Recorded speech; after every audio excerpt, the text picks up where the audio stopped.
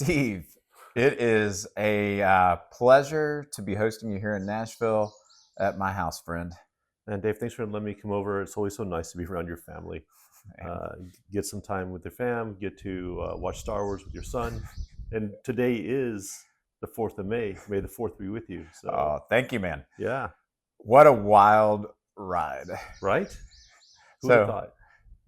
I'm thinking back to the beginning of my knowledge of this would have been last summer, very beginning of July. John Harrison, my son, and I were driving across Kansas on our way to Colorado. We're listening to a book, The Fish That Ate the Whale, ironically. Yep. The phone rings, it's you. Yeah. Do you remember this conversation? I remember it clearly. Yeah. Talk me through how you remember that day. Well, I remember, picking up the phone because I had questions about how the tech and webs and all that, was needed to be diligenced. And I was like, hey, I need to tell you something, but nobody knows. And you're like, John Harrison's in the car. I was like, John Harrison can know. I was like, so it's super secret, long shot, single digit probability, but thinking about how we merge Vacasa into Casago and turn all of the locations into franchises. And do you remember what your reaction was?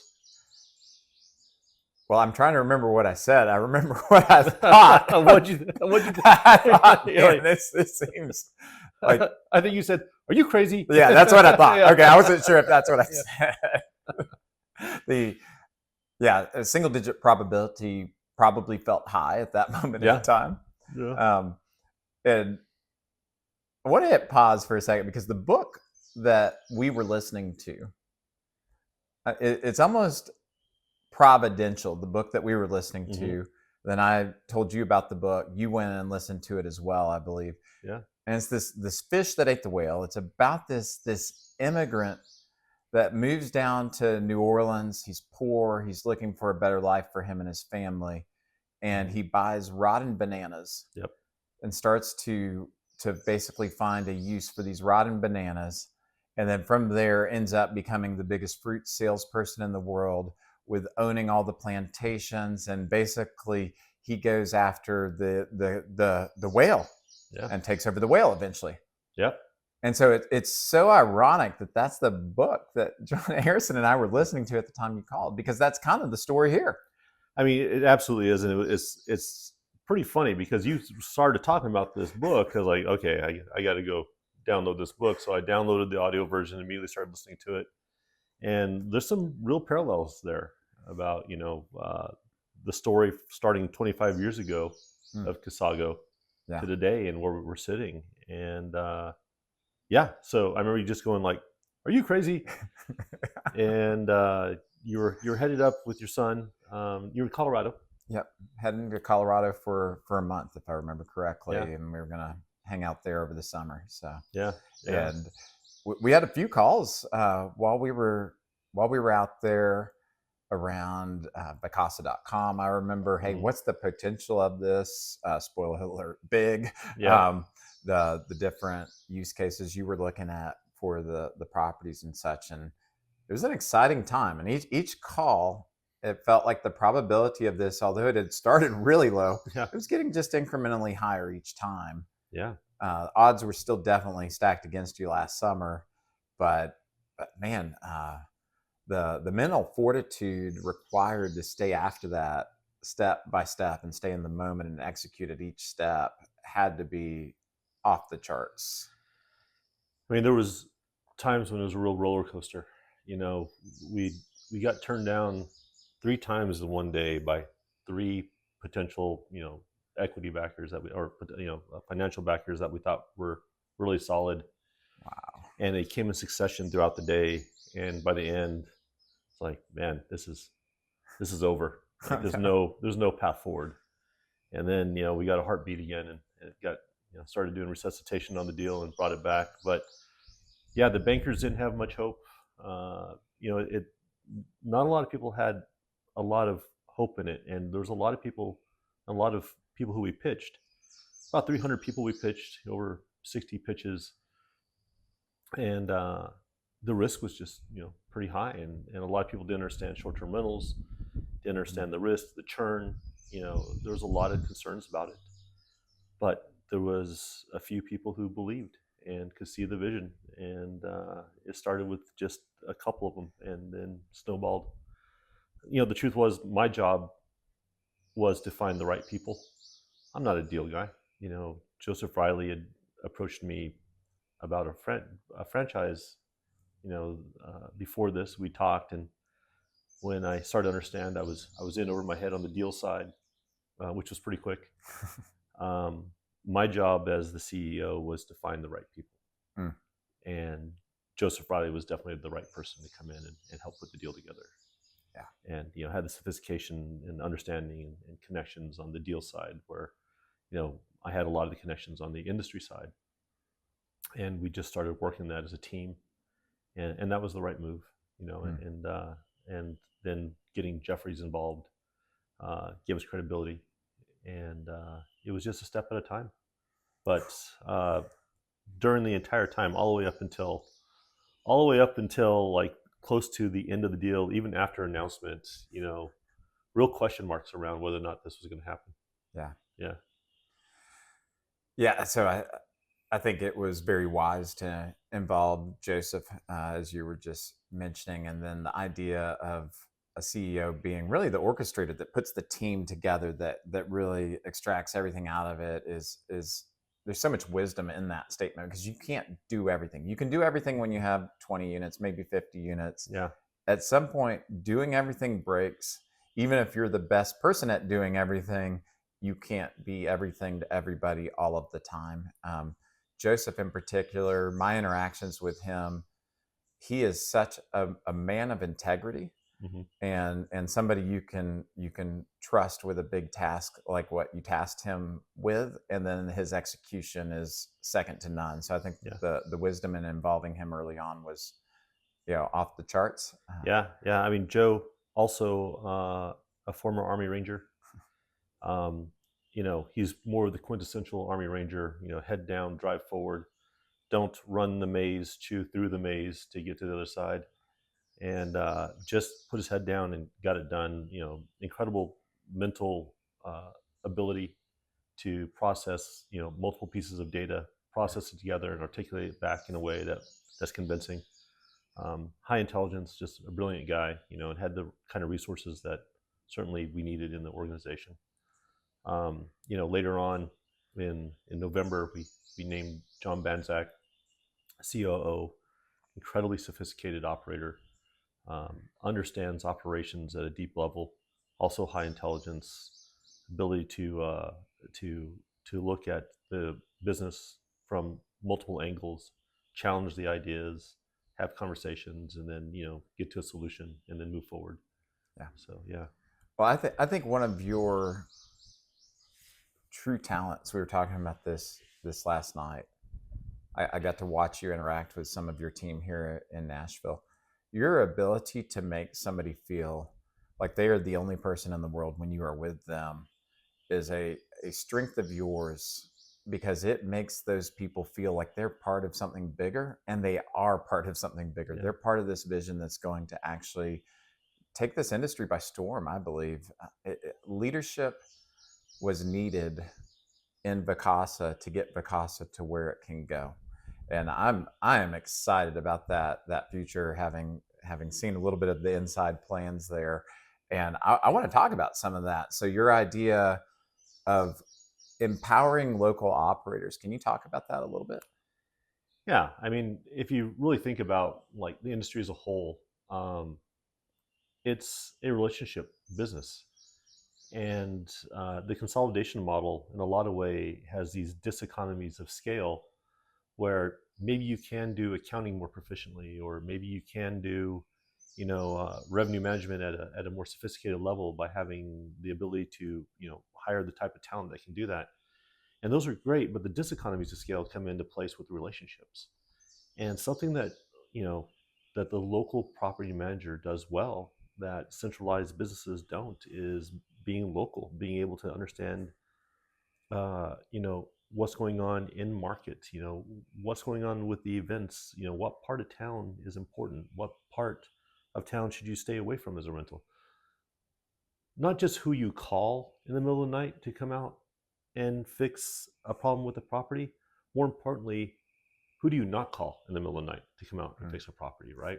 The nuances of the social fabric, being responsible to your neighbors, having that social responsibility to people you meet on the street because they know whether you're a good actor or a bad actor. Yeah. It's really important. And if you're not there building the relationships with the stakeholders on the ground with somebody who's got skin in the game, I think you just lose a lot of the ability to be effective. And that's what the locally owned and operated property managers do.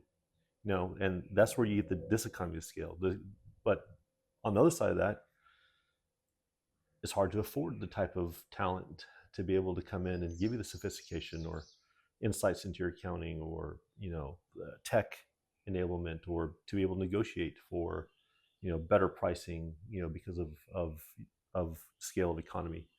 So somewhere in there, there's a hybrid model that allows autonomy, control, and relationships by the locally owned and operated property manager, but has the back end support of great tech, great pricing, good support, somebody who can step in and help you when something's going wrong, be able to provide brand and demand in ways that are just really difficult or nearly impossible to do, at a small scale when you're operating just a single, office.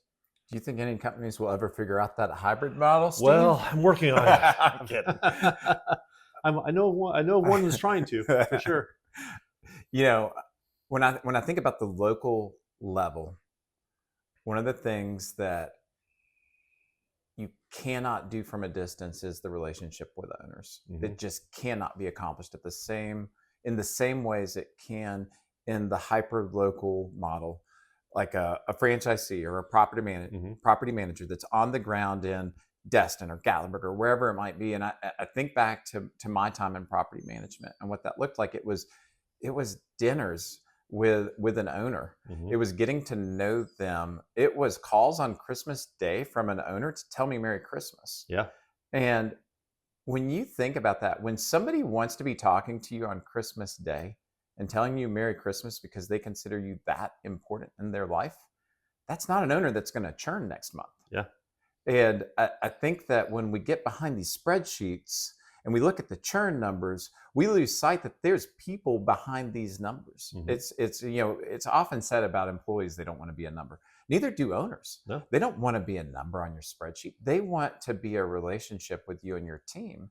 And I think that's, I know the O in orange, your credo, stands for owner-centric. Yeah. Would you talk about that for a minute and like how that's part of how you build a company? Yeah, I mean, you're absolutely right. When you think about the relationships, that's really what reduces churn. There's a few immutable principles of short-term rental management, right? And so one of them is that relationship. And early on, coming from my military days and trying to found something, I understood that everything I'd been part of that was elite had a creed to it. Mm-hmm. And it was sort of an unlock for me in being able to speak to my teammates, when I wasn't there. And so, yeah, the Orange Credo starts with obviously O for owner-centric, and it's I am the owner's advocate. I'll make all my decisions based on the owner's best behalf. I'm the steward of the property. And, when we talk about these every single day, it's not something that you just put up on a wall. We do stand-up meetings every day called Orange meetings, and we pick one of the pillars of Orange, or even just a line, and we talk about not just success, or like something that's raw. It gets pretty gritty, and we talk about where we're failing at it, or where we're struggling with it, or what can we do to make sure we're living it, or maybe there is a celebration of a win there. But practical application of principles put into place every single day allows for your team to understand what they're being measured on, whether it's a good decision or a bad decision. And if they're making good decisions around being owner-centered, having that owner-centric model, what is best for that homeowner? How am I being the steward of their property? How am I being their advocate in their absence? You really can't go wrong with that. And the truth is, you're going to have to put your principles over your profits at times, all the time, but you're going to have to make sure that when you're making decisions, profits are important until they come into friction with your principles. And there's going to be times when you're going to have to make a decision, and you should always choose your principle over the profit on that transaction. And so you've got to make what was best for this homeowner. Well, it's to give the money back, or to fix something that was broken, or do something that's unprofitable in the short term. But you end up building a portfolio of homeowners with high trust with you. So when you make hard decisions and you speak to them truthfully, they've seen that you've earned the right to make these decisions for them with high trust, and they don't churn. And that's really, the long game when you think about being owner-centric and the relationships you're building with them. You could almost say principles because of profits. Yeah. Just not because of profits today, because of profits over this long period of time. If you stick to your principles and you have the right principles and do the right thing, it's going to pay off in the long run. I like your framing of it better. Well, I'm thinking back to other companies where we've had similar things to the Orange Credo. For example, I flew for NetJets, and we had 5 pillars there. And one of the pillars was safety, and they were a hierarchical pillar system, and that was it. Like, it stopped. It didn't matter if it wasn't safe, we weren't doing it. No matter how bad somebody wanted us to do it, even if we thought it was a 99% chance it was going to be okay, and it might hurt profits a little bit right now, but not as bad as if we went and had an incident or an accident. Yeah. The next pillar was, similar to owner-centric. We would treat each owner on a NetJets plane like the only owner. And that meant that if they changed their mind on where they wanted to go, or they wanted to put a plane on hold, we didn't worry about the next trip. We let dispatch, we let the company worry about that. And we treated that owner like they were the only owner. We had a credit card. We could go shower gifts on a kid that was on a plane and buy Legos because we knew they were talking about Legos and it was their birthday. And things like that. We could deliver, what's called unreasonable hospitality in our industry. We didn't use that term, but we were empowered to do that. And so I think that those things, in the short run, they look like this. Oh man, that's hurting the bottom line. You didn't take that trip because of the thunderstorm, or you bought that kid gifts. In the long run, that pays off, and there's the profits. Dividends. Yep. So yeah. So yeah, I think it's super wise to have that credo and that decision framework, especially when you're talking this many employees and this many owners.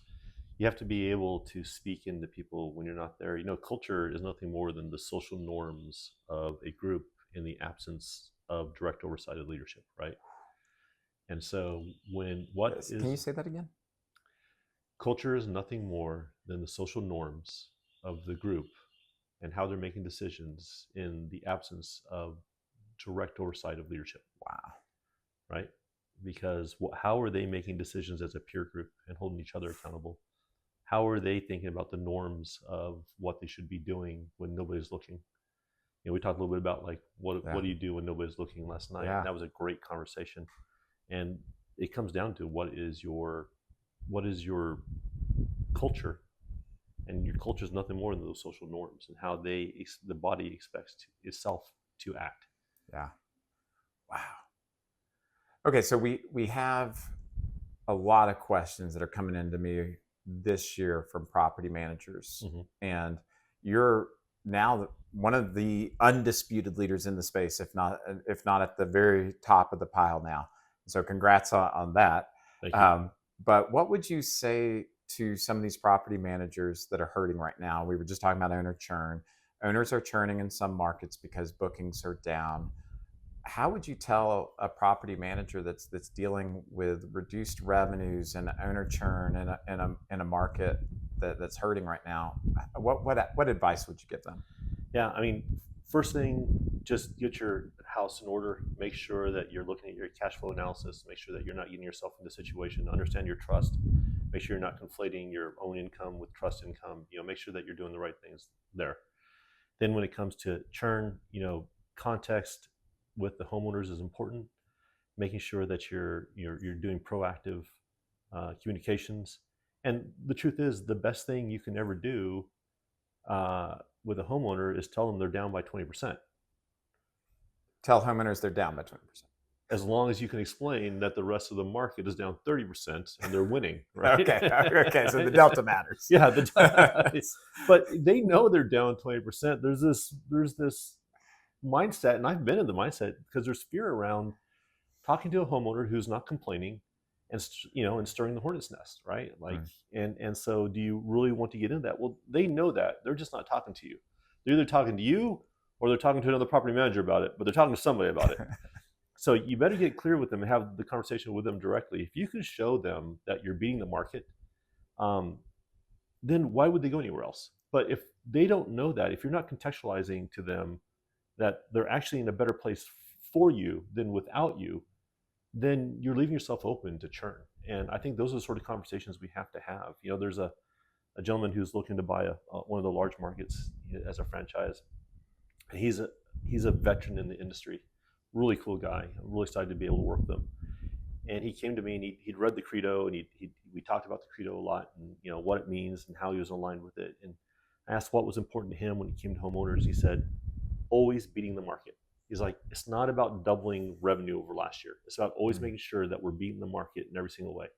Wow. And I think that's really the right mindset. And then making sure that you're contextualizing that to homeowners.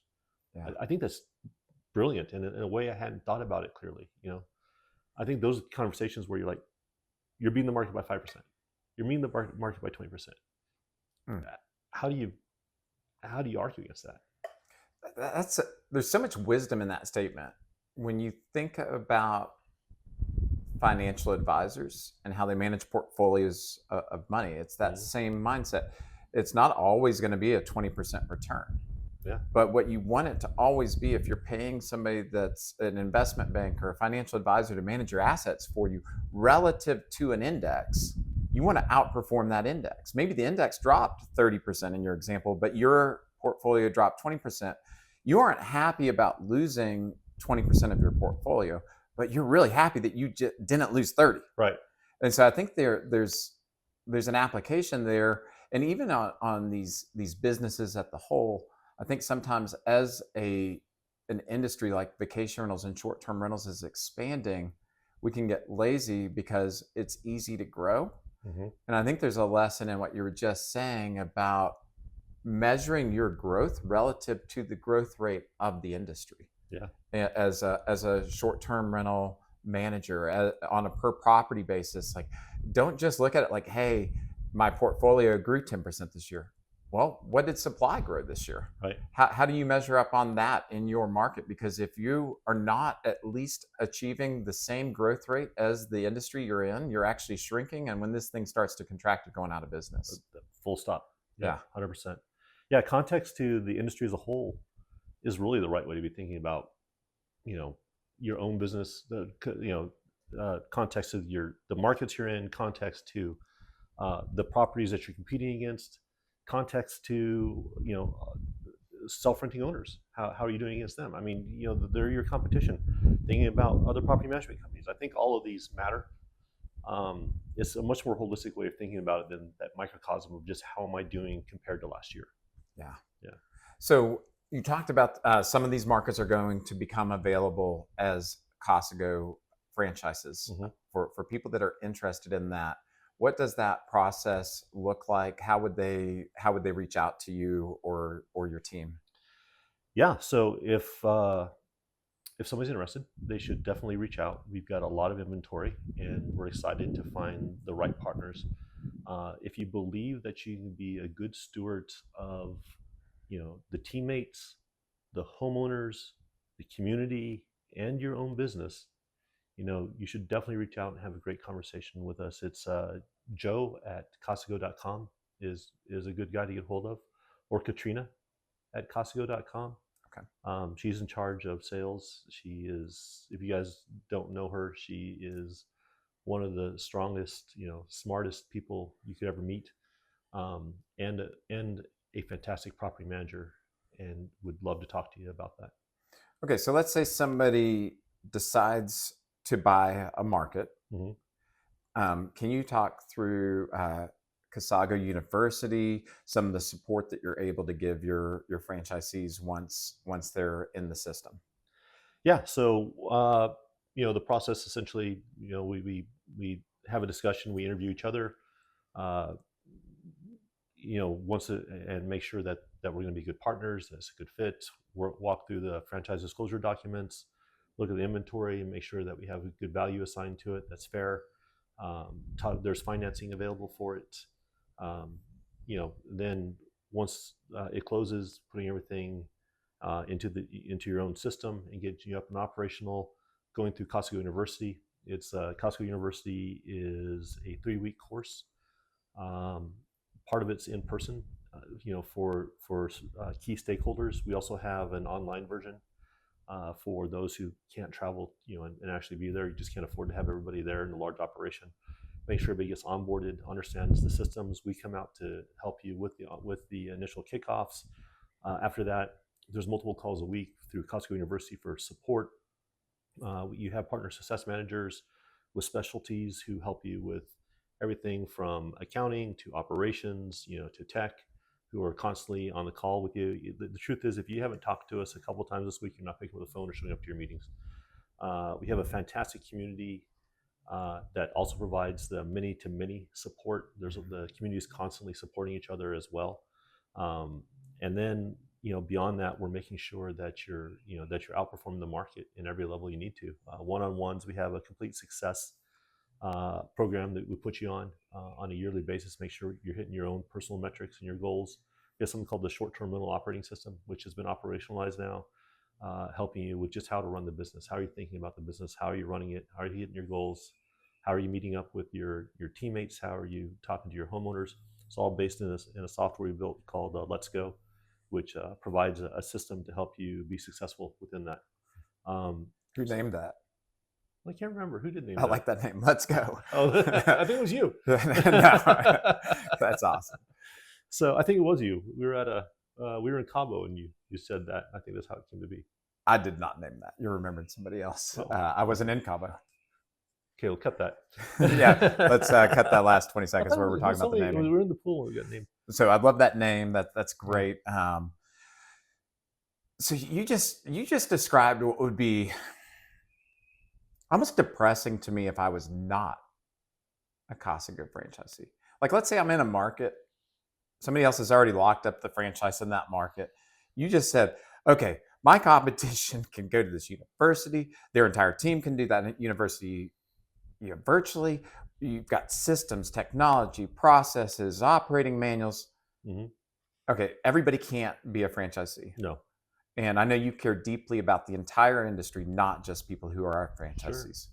So what would you tell the operator that either isn't a franchisee or can't become a franchisee? How can they make their operations better? What advice can you give them from your seat of looking at your 40,000 units and all of your systems and your multiple decades of experience that can be applied to somebody that's new to the industry or somebody that's stuck, that's in an individual market? First of all, get really close to your numbers. Understand your numbers, and it's hard. A lot of us as property managers are more operational. We love pleasing people. We like building relationships and stuff like that. And so, often you'll find property managers that aren't very close to numbers. Get real close to your numbers. Make sure you understand them. If you're not the right person for it, find the right person for it and have them explain it to you. I always tell everybody, explain everything to me at the 8th grade level so I can turn around and explain it to somebody else at the 8th grade level.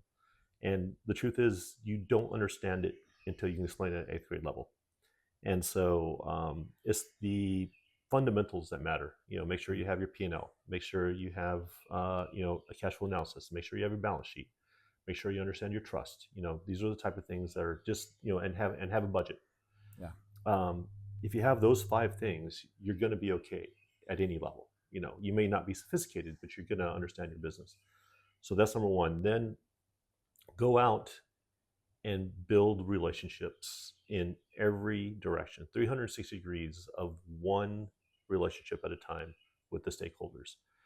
Without that, you're nothing more than a logistics company that's relying on technology in order to perform a function that can be replaced for a cheaper price because you're completely commoditized. So you can't commoditize relationships and trust. And the truth is, without that, somebody can do it cheaper, faster, or better. You need that relationship because things are going to go wrong, and you have to have earned the equity to be able to work through hard times with homeowners. So, and then, once you start getting homeowners and the supply, remember that your relationship is with the homeowner, not with the property. But the property is what funds the business in order to afford the people who can help you continue to build the relationship. So what does that mean? You got to make sure you drive, good home care, great experiences for your guests, and lots of demand for your homeowners to be able to drive revenue.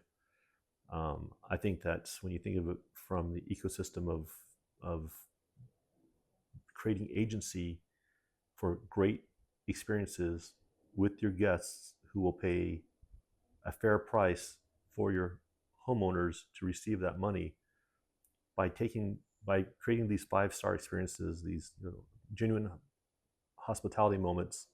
You're serving your homeowner because you're doing it on their behalf. And so when you get your mind wrapped around that for the long game and being owner-centric, not guest-centric or company-centric, and building that long game, it's for the profits, but it's for the long-term profits, like you said. Yeah. So.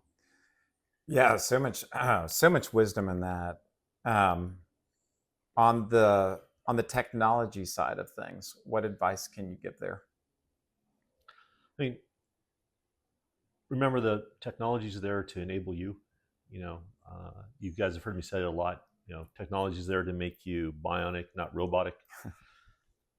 In the early days, as technology, really second gen or third gen PMSs were being built, we were looking at this as how do we reduce the amount of human error that was happening? Because back then, we were doing Excel spreadsheets, and we were printing out little calendars and marking it down, waiting for checks to come in. It was messy, and the industry, as small as it was full of mistakes. Like, it was just mistakes were happening constantly because the logistics of not having anything to coordinate at all was really difficult.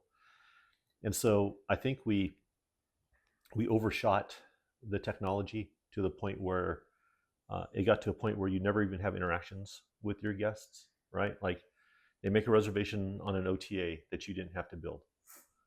They go into a PMS in which you never have to talk to them on. They get automatically sent the confirmations, and they automatically get sent the communications, and then the instructions, and the payments happen, and the payment receipts happen, and then the directions, and then the check-in instructions, and the door codes, and they stay, and there's no problem. They leave a survey, and they go back to it. You've never actually had the opportunity to have a conversation or hospitality, or have the moment of hospitality with them. If in a perfect business cycle in the modern short-term rental business, there's very little chance to be able to differentiate yourself on a human level, right? So having the efficiencies shouldn't be there to drive you away from your guests. It should actually give you the bandwidth to go out and create these fantastic moments of emotion with your guests, so that you do become differentiated. And so now we're on the back side of the cycle, where the efficiencies you got there, reframe it as, now I have the bandwidth to do fantastic stuff for my guests that the human interaction does matter on. I think that's how I'm thinking about technology. PMSs like Guesty does so much great stuff that was literally science fiction when I started in this industry. And the innovation that's going on, and all the cool developments that are happening, and AI that's being put into place, literally another science fiction that was coming into place. When I started saying science fiction, when I first started saying this is science fiction, when I started, I used to imagine Star Trek. Oh, we got a little fly from it. I used to imagine Star Trek because they walk around with a little their little pads, and they'd punch things in. Yeah. And when cleaners first started getting iPads, I gave my first sets of iPads to cleaners, and they were doing things remotely. It's like science fiction. It's like Star Trek. Wild. That is nothing. That's nothing compared to artificial intelligence. How it's gonna change our world, right?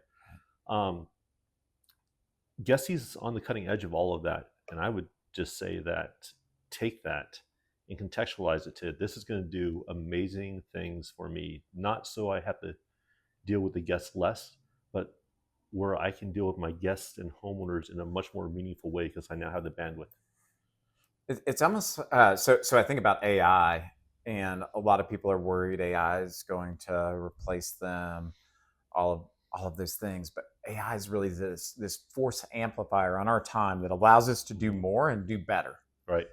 And to me, any technology in any space is there to be a force amplifier and allow us to do our job better. Right. And to have more time to accomplish things, and maybe put some process to it. So thinking through, like, how do we deliver experiences? We can trigger messages now that look just very personalized, that then receive a response back. And so it could be something as simple as like, hey, we're glad you got checked in last night. We know that because we saw the door code was used. We can trigger the message at the right time on that basis. And then once they're like, yeah, we got checked in, everything's great. Now we can trigger a follow-up message. Awesome. We're glad to hear that you're enjoying your stay so far. What else can we do to make it better? All of that can happen automatically. Yeah. But now when they reply, we freed up all our time. We didn't have to do any of those steps. And so now that they reply and they're like, hey, you can do this thing for me. Guess what? When we do that thing for them, and then later on they have a complaint. See, the problem with that loop you were describing earlier, where they book on the OTA and everything's automated and everything happens, and then they check out. That's great when everything goes right. Right. But when something goes wrong at one of those points, and the first time you're ever talking to this guest is when things have gone sideways, yep. That's a harder conversation than if you've had positive interactions before that point. I was listening to a podcast with Bill Faith, and I love something he said talking about how, you earn the right to fail. And I've used that a lot. The truth being told, if you're not building those relationships by interacting with them beforehand, when something does go wrong, you haven't earned the right to fail. And that equity that you put into making sure somebody feels, seen and heard and valued and not a number before something goes wrong gives you the equity. When something goes wrong, they believe that there's good faith in what you're doing as part of trust, right? Intention. And so when somebody believes that you have a good intention for them, they have trust in you. It's one of the 5 factors of trust. And therefore, something goes wrong, they're going to give you the good faith that you're going to go and make it right and really, keep a situation from spiraling. I wanted to touch on demand a little bit. You just bought a company with a crazy amount of demand into Vacasa.com. Yeah. Also some pretty advanced distribution capabilities. Wanted to get your thoughts on where demand is going over the next 6 months to a year. The demand for the overall industry is down right now. We're seeing that across the board. Making sure that you can compete in that, environment is going to be important. Vacasa.com is an amazing opportunity. It drives hundreds of millions of dollars worth the revenue a year. And that's a unique opportunity to take that and amplify it into something even more meaningful, for our partners, for our homeowners, for our guests. I think Vacasa.com has been underutilized as it sits today. And there's just an incredible amount of opportunity to build demand, in the ecosystem for our homeowners and partners in that. So will the Casago franchises that are already out there get the opportunity to have exposure on that, even if they weren't part of the Vacasa family initially? Yeah, we'll be working with Carlos Corzo. He's come on as CTO. He was the founder of Streamline. He's come in and stepped into the CTO role. getting integration and what we call internally the plumbing together, making sure everything's connected up properly with with the OTAs, with the .coms, and with the PMSs, to make sure that we start to put all of the current inventory on there as well, and then future inventory as well, so it all works in one ecosystem and starts to drive that forward. You were showing me some of Vacasa.com here the last couple of days, and as somebody that's had the chance to build a couple OTAs and really be involved in internet marketing for a long time, I'm highly impressed with the web asset, the traffic, the bookings it's driving right now. But really what I came away with is like, wow, there's so much opportunity here. This thing, I mean, it could grow into literally a household name like Airbnb that is just next level, driving demand. And of course, when you drive that kind of demand, ultimately it impacts ADR and profits and everything else. Yeah. I mean, bringing that demand into the ecosystem really is going to differentiate our franchise partners by bringing income and revenue to our homeowners, right? And that's a unique proposition. It's one of the most valuable pieces of what Vacasa is. I think, and we've discussed that, it hasn't been fully tapped for its real potential yet. Yeah. And the hope is to drive that into a forward-facing brand. It's one of the top websites for demand in the U.S. right now, and there's a big gap between number 6 and number 5, and that's just fine. That means we got a long ways to go before we have to worry about somebody looking at us too hard. But the good news is I think there's a massive amount of opportunity by running the fundamentals that we know on Vacasa.com and turning it into something pretty special. Well, I want to start to wrap this up, and I want to double back to where we started. This crazy journey you've been on for, it was almost a year. Yeah. What's like a wild story out of that journey that you can share with everybody? I know some of it can't be shared publicly and some can, but what was one of those moments along the way of like, what in the world have I got myself into?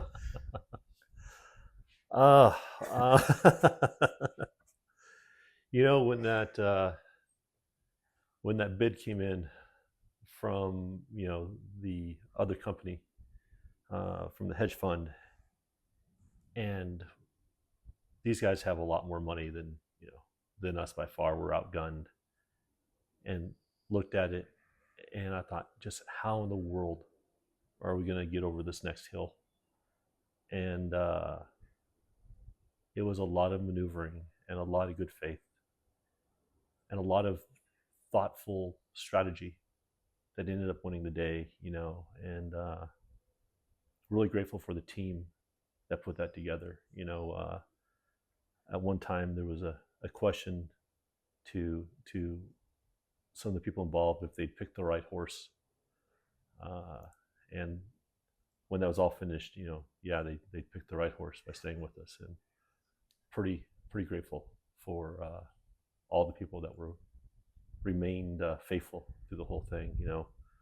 I don't want to name names because I'm going to leave somebody out.